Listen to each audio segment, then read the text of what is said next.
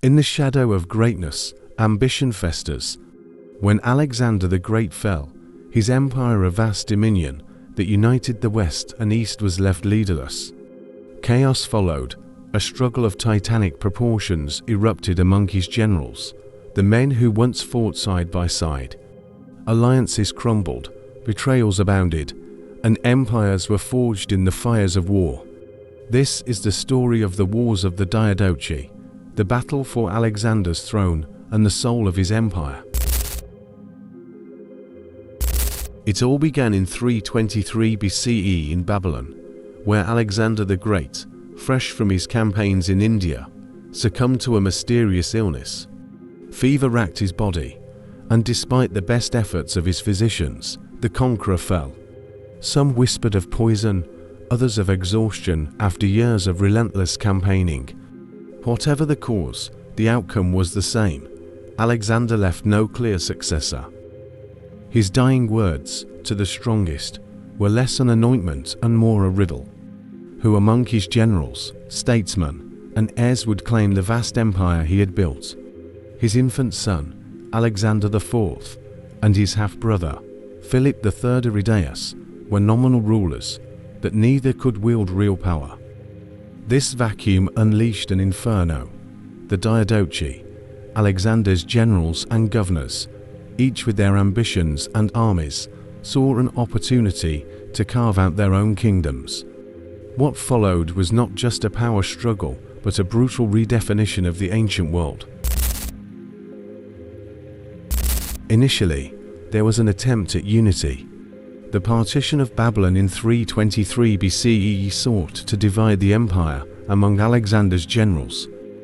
Perdiccas was named regent for the two kings, wielding the most authority. Antipater retained control over Greece and Macedonia. Ptolemy was given Egypt, a wealthy and strategically vital province. Seleucus and others received governorships in the eastern territories. But this arrangement was a house of cards. Perdiccas aimed to hold the empire together, but his heavy-handed tactics alienated his peers. When he attempted to marry Alexander's sister Cleopatra, it was seen as a move to seize the throne. Ptolemy, always the opportunist, refused to bow to his authority and made his own bold claim, stealing Alexander's body and entombing it in Memphis. The symbolic act cemented Ptolemy's control over Egypt and defied Perdiccas directly. In 321 BCE, Perdiccas marched on Egypt, leading an army to crush Ptolemy. However, his campaign was disastrous.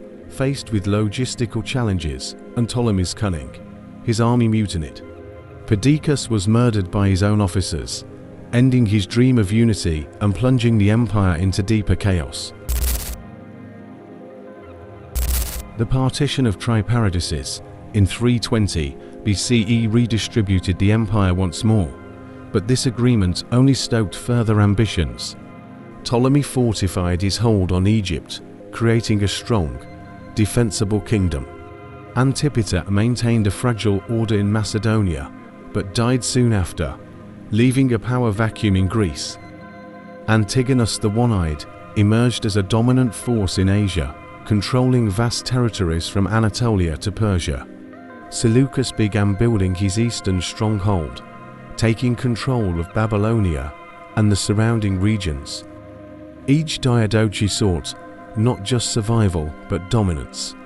Alliances were forged and broken at a dizzying pace, with generals switching sides as the tides of war shifted. One of the most dramatic episodes was the conflict between Eumenes of Cardia, Alexander's loyal secretary, and Antigonus the One-Eyed, the ambitious warlord of Asia. Eumenes fought valiantly for Alexander's heirs, leading armies across Anatolia and Mesopotamia. Despite his strategic brilliance, his use of phalanxes, cavalry maneuvers, and siege tactics was legendary. Eumenes faced relentless betrayal. His Greek origins alienated him from his Macedonian troops, and Antigonus exploited this weakness. In 316 BCE, after a series of grueling battles, Eumenes was captured by Antigonus. His execution marked the end of the last true defender of Alexander's dynasty and solidified Antigonus's dominance in Asia. By 301 BCE, the wars reached their bloody crescendo at the Battle of Ipsus.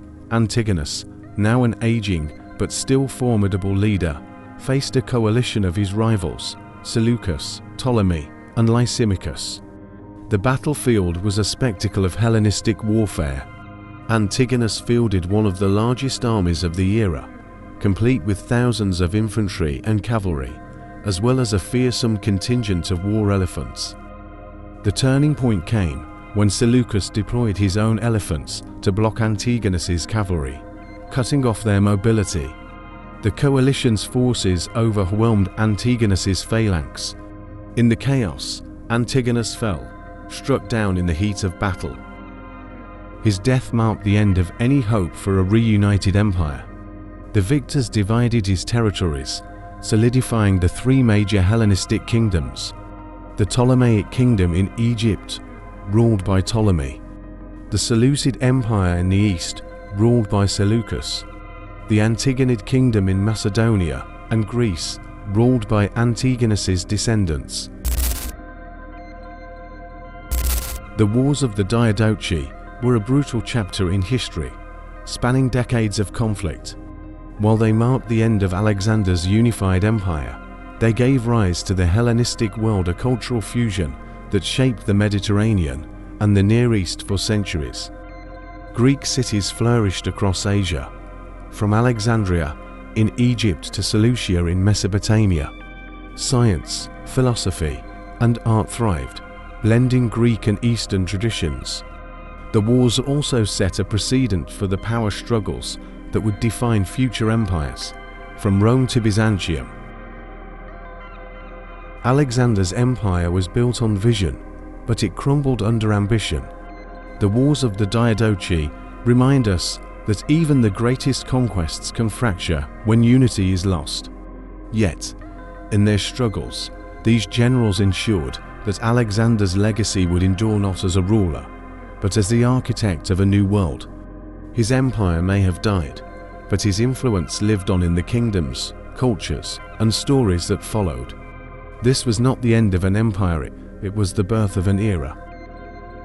Thank you for joining us on this journey through the Wars of the Diadochi, a story of ambition, betrayal, and the enduring legacy of one of history's greatest empires.